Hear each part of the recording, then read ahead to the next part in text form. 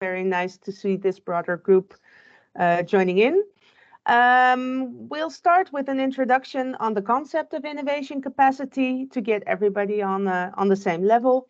And then we have quite some time scheduled to discuss the topic more in depth in breakout groups. We'll do that in 2 rounds within the same breakout group, talking about the challenges regarding innovation capacity, but also looking ahead towards strategies. How can you cope with the challenges? What are things you're already doing? And we're very interested to hear and learn and also exchange about that. And then finally, we'll come to a closure of the webinar, getting back together in the plenary room and sharing some highlights, things that stood out.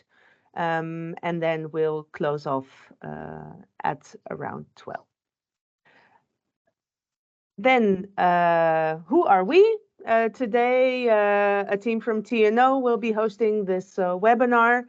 My name is Gijske Bauma. I'm a senior advisor in the field of urban innovation, and here together with my colleagues Marjolein Heese and Tess Jokrikromo.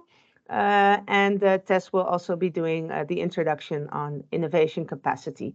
And if you have questions, please put them in the chat. Then we will also try to connect to that during the presentation.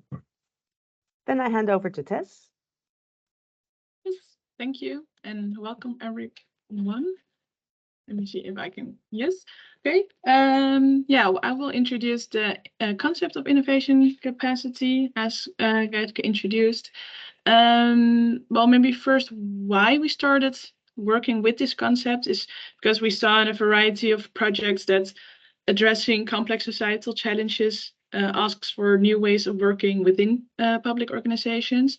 So we saw that it requires the engagement of a variety of different stakeholders in different sectors, and also more favorable institutional frameworks with the capacity to instigate transformation.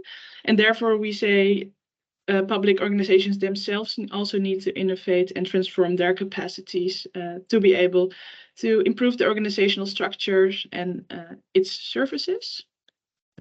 That's why we started working with the concept of innovation capacity. And on this slide, we have 2 definitions. The first one is innovation capacity refers to the human, financial, and institutional resources and skills that can catalyze, implement, and promote innovative, collaborative, long-term solutions. And the second one is innovation capacity is defined as the set of competencies and conditions that enable and support innovation in the public sector. So as you see, it is really about the conditions that are needed to be able to innovate in the public arenas. And based on some more literature, we developed a framework for innovation capacity, which I will present after this slide. And the elements that emerge in that framework are leadership, organization, knowledge management, network, and learning, which we see as the 5 most important elements to develop innovation capacity in a public organization. So starting to introduce the framework, we have the elements of innovation capacity, a bit more of an explanation, and then also some factors that indicate whether innovation capacity is present in an organization or how it can be further developed. So the first element is leadership. There's a lot of text on these slides, so I will just go through it slowly, so you also have some time to read it yourselves. Transformational, engaging leaderships plays an important role in the realization and institutionalization of innovation. And how we see that in organizations is, for example, the presence of an innovation strategy and a leader or management with a clear vision, and also a management that is able to translate that vision into more actionable measures and goals, for example. Leadership that inspires, motivates, and supports its personnel, and the presence of political support in favor of innovation. So really leadership both on administrative and political level that is supporting innovation and innovative ways of working. Then the second element is organization. So that's more about the innovative organizational climate, which is important for developing innovation capacity. In this organizational climate, staff is not afraid to take risks and make mistakes. There's room to experiment, and they are also encouraged to do so. And also to be able to do that, there are resources that are explicitly allocated towards innovation. So there's people that work on this, there's funding for specific pilots or projects, and it's also important that there's proper internal communication between departments and organizational level. So both between different departments and different sectors, as well as different levels within the organization. And the third element is knowledge management. Municipalities that have an unrestricted flow of knowledge and data are better able to increase their innovation capacity. So this is really about sharing ideas and knowledge across organizational boundaries. Also, it relates closely to the internal communication, but also to be able to really disseminate knowledge internally. Is there a system present in which knowledge is structurally disseminated? Is there time to do the right documentation? Are there places where you can share projects that you've been working on, lessons that you've learned, etc.? And then the last two elements. So the fourth one is network. The presence of strong internal and external networks has a positive impact on innovation capacity. This relates to collaboration with various actors and stakeholders, also outside the public sector. So knowledge institutions, private companies, citizens initiatives, and NGOs. If a participatory approach is often used in the innovation process, is also an indicator, and also the presence of social capital, so informal structures and trust are important. Then the final element is learning. Well, we say innovation cannot take place without learning. So this is really about embedding new ideas and taking them on in ongoing processes of action and reflection. So if you do a pilot and you learn something from that, how do you make sure that you take them on in further projects or pilots, or how do you embed these lessons learned in the ways of working of the organization? Indicators of this element are learning environment is suitable for idea sharing and discussions that generate ideas. So it's also relating to the culture again. Are people stimulated, and do they feel the room to also experiment and try new things? There's presence of a reflective attitude of staff, and staff is open to change and new experiences. And then we have been working with this framework in a variety of projects, and we have defined some of the common challenges that we often see recurring. And these are actually like also a way of like letting you start thinking about challenges that you may come across in your organization or your daily work. The first one is translating visions into operational measures remains difficult. So it's relating especially to leadership and organization. So we see that visions are often developed on a high strategic level, but then they are not translated into actionable operational measures, and there's no feedback loop from the operational levels back up to the strategic levels. So that's where we see a mismatch. And then the second one is also related to that, but the traditional bureaucratic nature of public does everything. Sorry? I'm sorry, I had the mic on. Sorry for that. Don't worry. The second one is traditional bureaucratic nature of public organizations, which often, on the one hand, results in limited horizontal internal communication, but also vertical internal communication. So we see that a lot of departments that are well connected to each other but don't work together. So they work, for example, on various things in the fiscal environment, but they do not talk to each other very regularly, and that's why there's often double work or people are reinventing the wheel, etc. And secondly, this nature of public organizations also creates a risk-averse attitude towards innovation and experimentation that has to do with some of the core values that public organizations have, such as accountability. And we often hear that it's very difficult to spend public money on experiments or pilots which are not necessarily immediately successful. So how are you able to explain yourself and your experiment if you're not sure what the outcome will be? And how does that fit into the ways of working of public organizations? That's something that is often seen as a big challenge.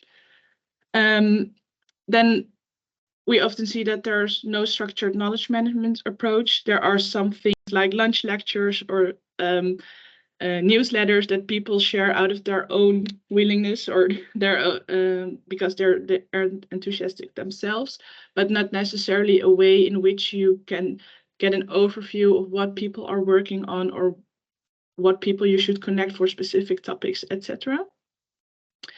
The fourth challenge that we often see is that innovation and business as usual are often separated within public organizations. So if there is specific resources that are made available towards innovations, it's like a small group that is working separately and they have like a very specific role within the organization, but do not connect and to the rest of the organization, which makes it very difficult to anchor these lessons learned into the existing processes.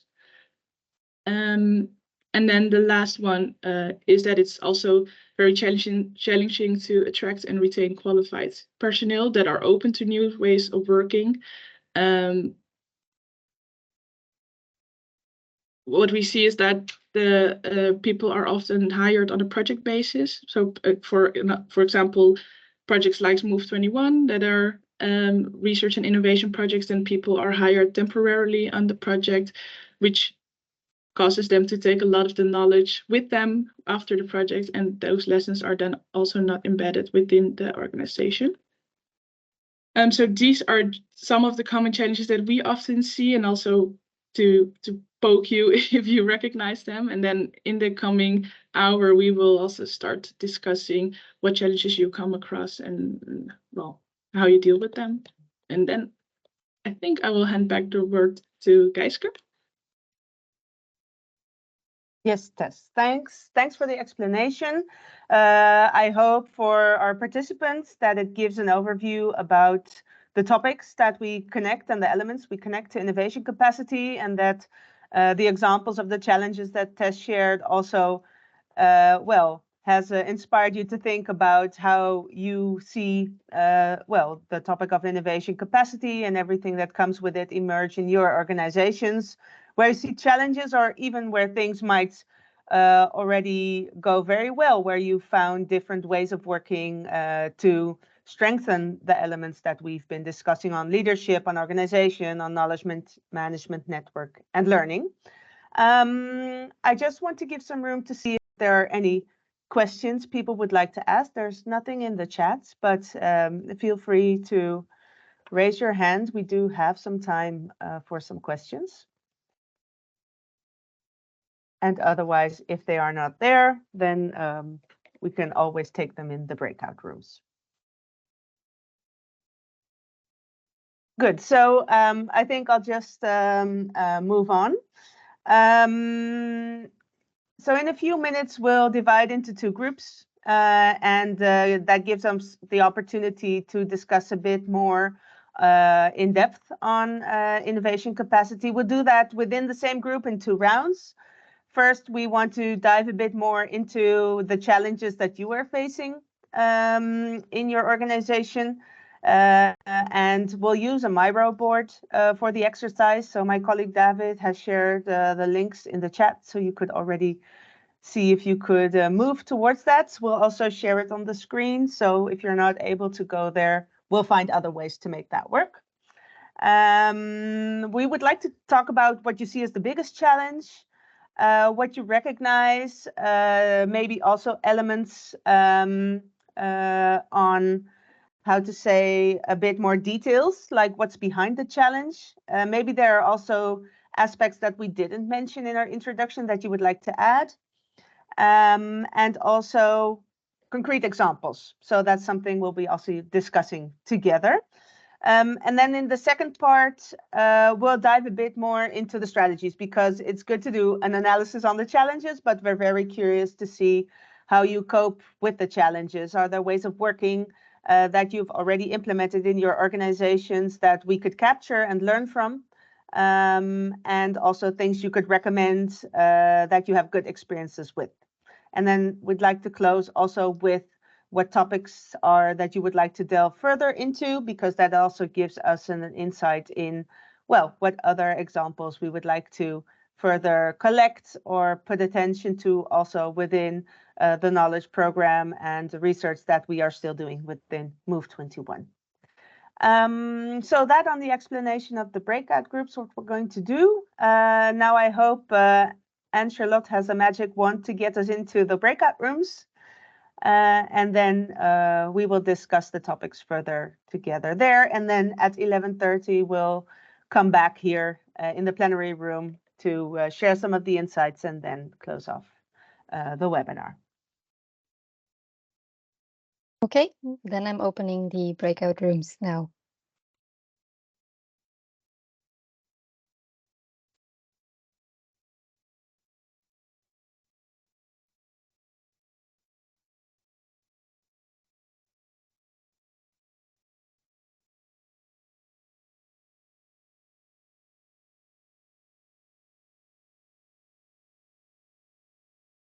Guys, is it visible on your side?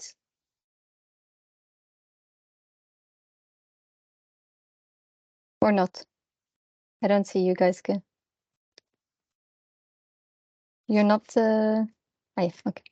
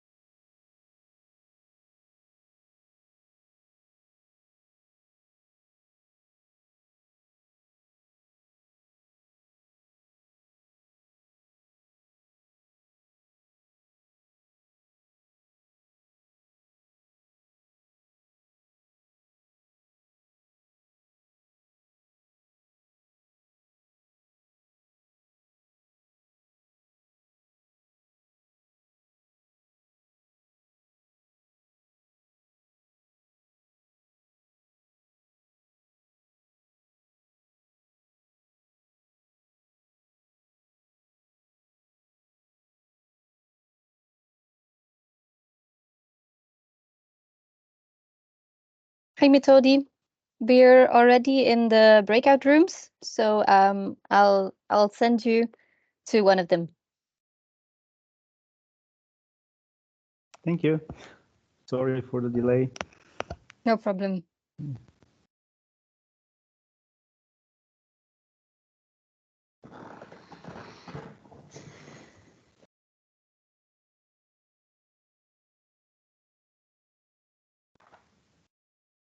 Can you see? Yeah, okay.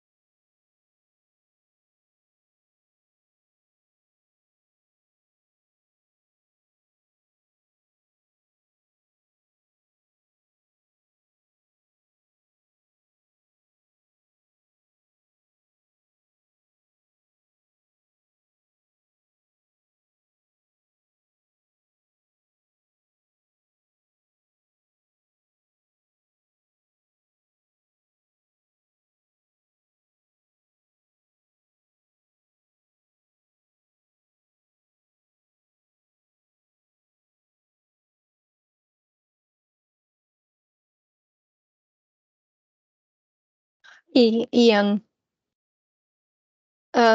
We're currently in the breakout rooms, so I'm just gonna direct you to one of those if that's okay by you.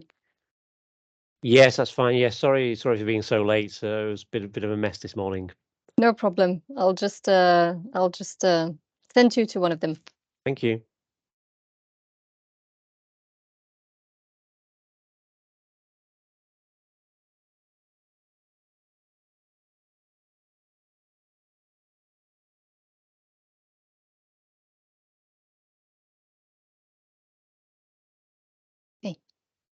Now you should receive a message.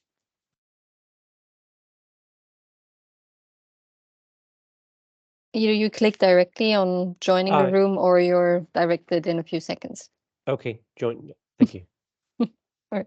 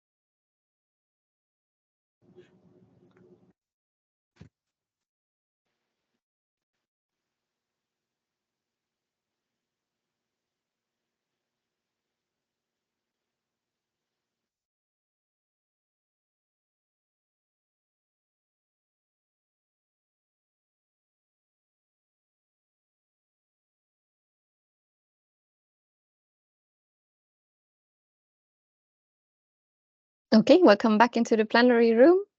I think everyone is back in here now. Great. Then I'll ask Tess to share her presentation screen again.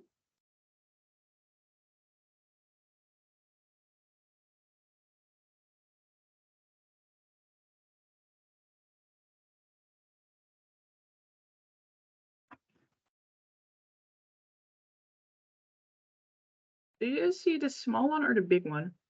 No, this is the wrong the one. presenter Okay. sees. Let me see. This one, yeah.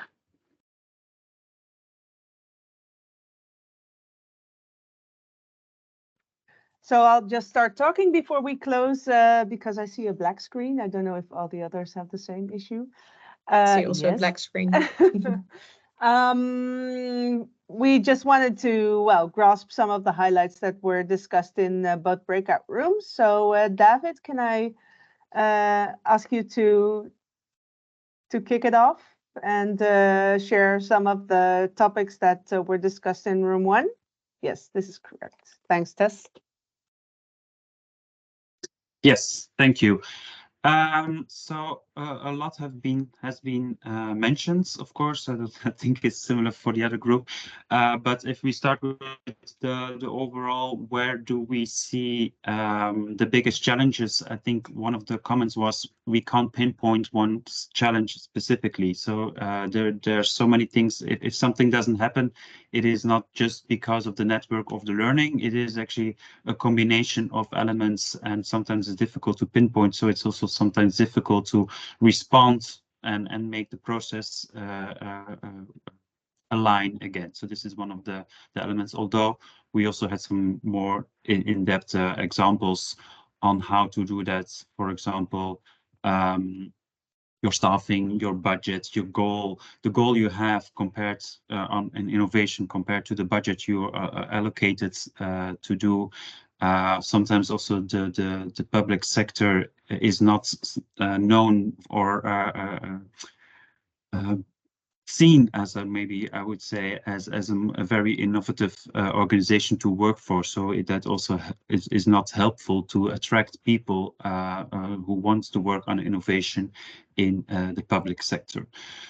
Some concrete examples are these are some of these examples, and I think how people are coping with challenges. What we notice is sometimes the municipality can be a facilitator in putting all the stakeholders together, let them start talking together, organize or start getting a language everybody understands, but also understand what the other person's role on the table is. So also know what somebody can or cannot do, and at least have an understanding of why something is happening or not happening in the innovation you're doing. We also have been talking about procurement in the sense of how to connect with the private sector. And we did saw some examples on how to work with this. So we will also gather more of these examples. I think that's something already also what we can maybe delve into further later. I think this is the for me the headline highlights. If there's any adding, we can of course please take the floor to add your highlights, of course. Great. I think we'll move on with the other breakout group. Marjolein or Tess, who... I can do a Yes. small wrap up, yeah. So in the first round, we discussed the challenges as well. And actually, we saw that during the first vote, most of the votes were going towards leadership and organization. So what we discussed is that leadership is actually essential to be able to create an innovative culture. So there's need for high-level sponsorship and mandate to promote certain topics. But then we also discussed that sustaining innovation over the long term is a challenge. So organizations have a focus on have a tendency to focus on more of a short term or more like a 4-year political period. And then we started a discussion about the difficulty to balance between daily operations, which are also still necessary, but also innovation towards more complex the more complex societal challenges that are also very much pressing, but have a more require more long-term vision. The organizational structure is still often seen as a barrier, so the silos, that even if you work in an integrated manner, accountability and ownership are still need to be vested somewhere within a specific domain or department, and therefore it is really difficult actually to really work in an integrated or cross-organizational manner. And then moving on to more strategies, we discussed breaking down the silos and encouraging this different departments and teams working together. Something that was mentioned was formulating common goals, but also finding the freedom to operate as a boundary spanner within the organization. So find some people with the right skills to be able to work cross-organizationally and bridge between different organizational departments. But it's actually, yeah, it's very much a soft skill. And then we also moved on to a discussion about the skills that people need. And it's also something we want to know more about. So we want to talk more about, like, what kind of skills and training enable innovation, or the innovation mindset in a broader group in the organization, how to set up an innovation agenda for a specific challenge or department and create a more programmatic long-term approach, but then also developing clear KPIs to be able to simplify the big goals and actually start implementing some actions. Yeah, that's, I think, wrap up of our discussion. I don't know if maybe the anyone wants to. last point that also was mentioned by Tina is to another strategy that is used by Oslo is to really make leadership aware and keep on involving them and make sure that they understand the need. And to go back to your point, Des, about the skills, this is both on the topic of, are you able to innovate, but also how do people operate in a society where new technologies and innovations are coming in a very rapid paced way. So maybe we don't understand all new technologies yet, but we have to deal with the fact that they are coming up very quickly. So it's both on the process of innovation as well as on the fact that there's a lot of innovation happening around the world. Yeah. Great. Well, thanks. I think also looking at the group I was in and the highlights I've heard from the other group, it sounds like a very rich discussion. I really liked, and thank you to all for sharing your experiences and the way your organizations work on this, the challenges that you see. It's also something I think we need to learn about together. To close off this webinar for now, some next steps we'd like to share.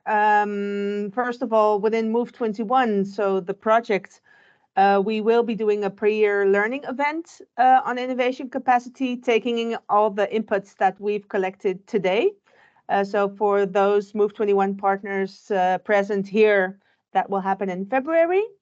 And also, there is a self-assessment survey that we would like to offer to all of you to follow, and you can follow up on the webinar. We've added it to the chat, and it's a way to, well, maybe dive a bit deeper into the question how innovation capacity is taken on in your organization.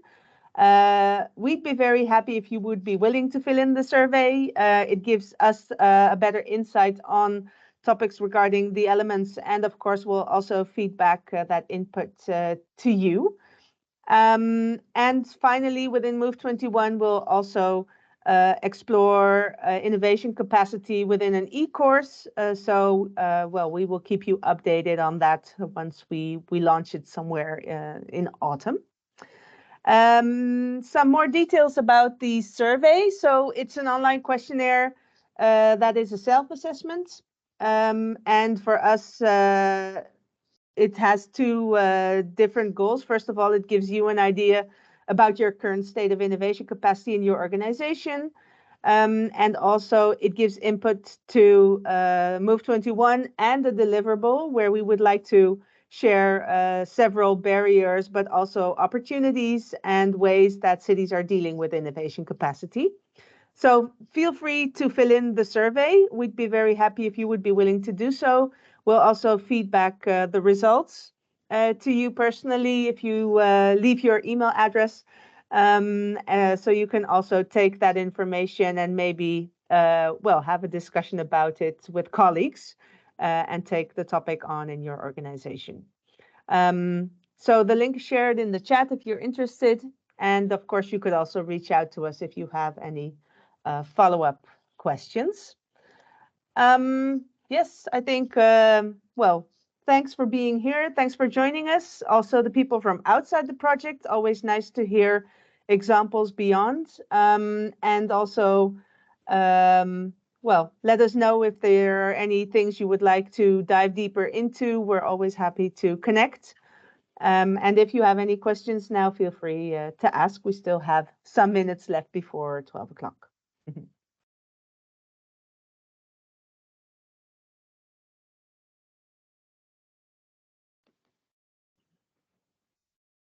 And if not, you're free to leave. Thanks for joining, and we hope to see you again. Thank you for the organization. Thank you. Thanks for Thank you all joining. for participating. Bye. Thank you. Bye. Thank you. Bye.